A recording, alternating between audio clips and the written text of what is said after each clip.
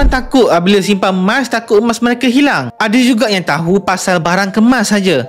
Emas 999 atau 24 karat adalah emas yang tiada campuran logam lain. Ia adalah emas yang tulen dan diiktiraf. Emas yang jongkong begini ada dikeluarkan seperti 10 gram, 5 gram ataupun item yang lebih besar seperti 50 gram, 100 gram hatta 1 kilogram emas. Dan kalau dinar emas begini, shilling emas, ada dikeluarkan sekitar 1 dinar, 5 dinar dan 10 dinar emas. Spread untuk emas 24 karat begini adalah di bawah 10%. Semakin tinggi gram emas, semakin kecil ataupun tipis spread yang akan dikenakan untuk emas tersebut. Dan spread yang paling tipis akan mudahkan kita untuk cepat untung dengan menabung emas. Emas boleh kita simpan sendiri atau kita simpan dalam peti simpanan, dan emas juga boleh kita jadikan sebagai modal pusingan bisnes. Kita boleh pajakkan emas ni di pajakan Arahnu untuk kita dapatkan pinjaman sekitar 70%, dan kita boleh tebus balik emas ni apabila kita selesai tunaikan hajat yang kita perlukan.